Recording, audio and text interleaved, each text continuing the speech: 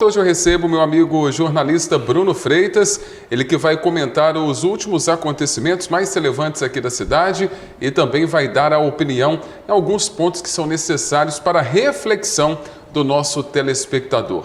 Bruno, seja muito bem-vindo. Olá, prazer estar aqui com vocês. Bruno, para a gente relembrar aqui no quadro Ponto de Vista, aquele episódio onde um policial civil foi agredido em uma festa no Parque de Exposições. A defesa do agressor diz que esse suspeito, de agredir o policial civil durante o show teve a prisão revogada. O que você apurou? A argumentação da defesa que se apresentou à imprensa é que o Ministério Público denunciou o suspeito por lesão corporal gravíssima, depois de a Polícia Civil tê-lo indiciado por tentativa de homicídio. O que alegam os advogados desse personal trainer e lutador que mora lá em Papagaios? Que, apesar do Ministério Público ter qualificado a ação como lesão corporal, a denúncia ainda assim possui excessos e está desassociada da realidade dos fatos. A Polícia Civil diz que não vai se manifestar sobre esse indiciamento do Ministério Público. Mas eu gostaria de apresentar aqui também uma resposta que eu tive do órgão. Luciano, coloca na tela, por gentileza, o que alega o Ministério Público. Que, após uma análise criteriosa dos fatos, entendeu-se que, na verdade, configurou-se crime de lesão corporal gravíssima. Logo, a denúncia foi ofertada nesse sentido. Não obstante, o Ministério Público se manifestou pela manutenção da prisão preventiva do denunciado em razão da gravidade dos fatos e periculosidade do acusado. Alega ainda o MP que, já na segunda parte, o juízo da primeira vara criminal de Itaúna entendeu pela possibilidade da liberdade provisória em razão de ser réu primário e ter ocupação lícita, e também por residir em cidade diferente da vítima, que é o policial civil. No entanto, o Ministério Público apresentou um recurso ao TJ no sentido de decretar novamente a prisão do suspeito. Recurso que ainda não foi apreciado, segundo o MP. Consultei a defesa desse personal trainer nessa quinta-feira para saber se teve autorização desse caso. Segundo o advogado, não. Continua em liberdade provisória. Lembrando que na ocasião das agressões, no dia 11 de fevereiro, no show do Gustavo Lima, lá no Parque Exposições, esse policial civil que foi alvo dessas agressões foi parar no hospital. E um dia depois, o suspeito foi preso em Papagaios. Ô Bruno, a gente acompanha as redes sociais, praticamente a gente fica ligado ali muito do nosso tempo como jornalista, observando como as pessoas reagem às publicações, aquilo que é relatado pela imprensa, você lá no Viu Itaúna, nós aqui do Grupo Cidade, muitas pessoas perguntando o porquê que ocorreu essa agressão. Você que teve um contato direto lá no Ministério Público, na Polícia Civil, com a defesa, o que eles alegam que realmente ocorreu na noite dessa agressão? A defesa ainda não apresentou uma versão para o desenrolar dos fatos. Acredito que isso vem à tona depois do inquérito. Na versão que foi apresentada pela Polícia Militar, a namorada da vítima alega que o policial civil foi surpreendido com socos, chutes e pontapés desse suspeito por volta de 5 horas da manhã, já no final da festa. A organização da festa também afirma que prestou todo o apoio à vítima. Agora o caso vai desenrolar na Justiça e as provas serão apresentadas para que a população tenha acesso a um desfecho final. Nós vamos atualizando o telespectador aqui da TV Cidade, o pessoal que acompanha o Viu Itaúna e também o Grupo Cidade nas redes sociais. Nós vamos mudar de assunto agora, Bruno. Nós vamos falar do transporte coletivo, vários pontos para serem analisados, mas eu te faço uma pergunta. Quanto custa repor um ônibus do transporte coletivo retirado de circulação? Custa tempo e dinheiro. Quando você vê o caso desse veículo que foi incendiado lá no Morada Nova, nessa quinta-feira pela manhã, um valor de um ônibus novo é de cerca de 650 mil. E o tempo para ele ser entregue pode chegar até 10 meses. que foi o tempo necessário para a reposição daquele outro ônibus que foi incendiado do Jardim Marinho em fevereiro de 2017. Em Itaúna também a gente tem um caso recente, um outro ônibus que foi atingido por um trem ao atravessar a linha férrea, e esse ônibus também não foi reposto na frota do transporte coletivo. Somado a isso, a gente tem as vans do programa Conduz que estão paradas e outros coletivos que estão em manutenção. Resultado, o transporte coletivo de Itaúna, que já está ruim, com atraso nas linhas, quadro de horários reduzidos, agora também tem um desfalque ainda maior na frota. E quem sofre com tudo isso, infelizmente, é o usuário do transporte coletivo. Bruno, a gente acompanha aí no dia a dia os ônibus com vários problemas na cidade.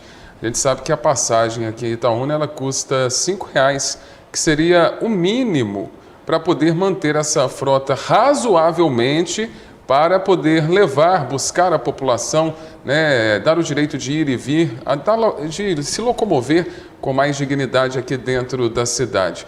Na sua opinião, o que pode ser feito para melhorar, né, o atendimento da concessionária à população, visto que a passagem já está praticamente num valor, vamos dizer assim, máximo das cidades do interior? Tem que se exigir o cumprimento do contrato de concessão. Concessão serve para isso.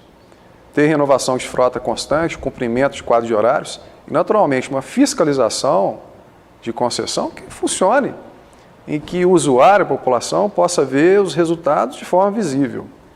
Infelizmente, a concessionária de transporte coletivo Itaúna não tem capacidade de renovar a frota, alega um déficit operacional que vem crescendo, sobretudo em virtude da pandemia, e agora, nessa quinta-feira, a gente teve um ônibus que foi incendiado, um dos últimos ônibus novos que foram adquiridos pela concessionária há cerca de 5 anos. Então, reforço mais uma vez, sem ônibus circulando, sem ônibus novo, a conta fica para o usuário. Nós vamos continuar falando de ônibus. Lavras, a cidade de Lavras, negou o pedido de subsídio da concessionária Autotrans. O que seria esse subsídio, Bruno? Subsídio é um pedido que a concessionária faz para a prefeitura para que o poder público envie um repasse mensal para ajudar nas despesas operacionais. É uma intenção que o prefeito Neder Moreira tem aqui em Itaúna. Só que em Lavras, em novembro do ano passado, o pedido de subsídio da Autotrans, que é a mesma empresa daqui, só que com outro nome, foi negado. Só que tem uma diferença. Lá em Lavras, a passagem com esse pedido negado passou a custar R$ 4,50. Lá teve uma consequência, um aumento de 55 centavos. Só que aqui em Itaúna, sem subsídio, a passagem já custa R$ 5,00, que é o mesmo preço cobrado pela Autotrans, agora Aviação Real, lá em Varginha. Só que lá em Varginha, a frota é nova.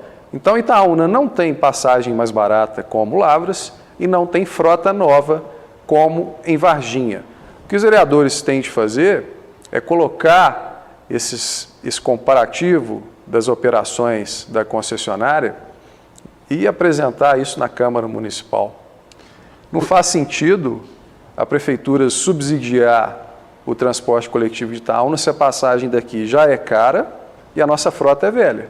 A não ser que o intuito seja financiar a empresa.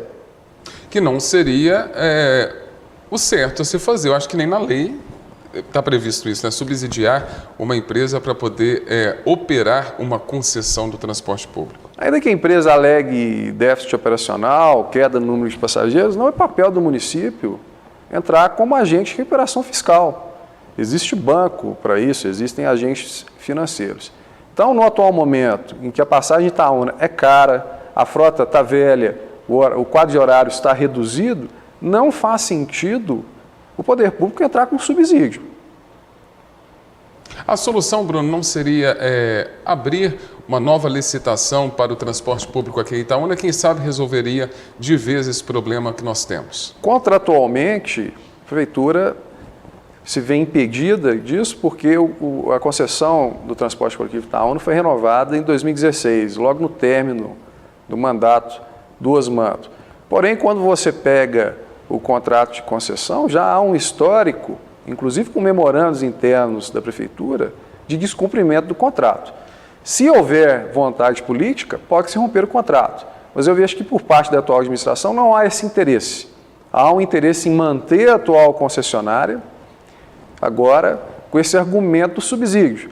Só que além de toda essa situação que eu falei aqui, do quadro de operação do transporte na cidade, as melhorias, as promessas que foram anunciadas lá na renovação, logo após, em 2017, no primeiro ano do NEDER, ficaram estacionadas ali. O terminal de integração aqui está não saiu do papel. A integração ela é essencial para um passageiro que sai lá do Cidade Nova poder ir no Padre Eustáquio, por exemplo, atravessar a cidade usando 2 ônibus e pagando um valor de uma tarifa integrada. Ele não vai precisar pagar 2 tarifas, usando um cartão de integração, naturalmente.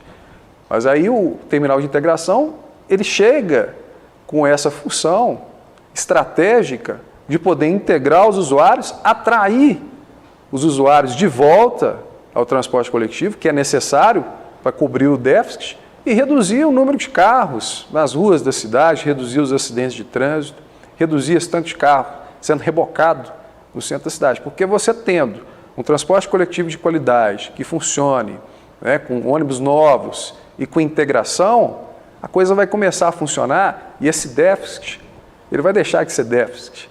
O transporte coletivo vai voltar a ser superavitário. Também depende de vontade política. Bruno, mais uma vez, muito obrigado pela sua participação. Eu te aguardo na terça-feira. Eu que agradeço. Peço desculpas aos telespectadores por não ter comparecido à TV nos últimos dias, infelizmente por agenda profissional. Mas estou sempre à disposição de vocês, por telefone, que eu puder ajudar. Esse é o nosso papel, enquanto jornalista, exercendo uma função social em prol do interesse coletivo, do interesse público, para o crescimento da nossa cidade.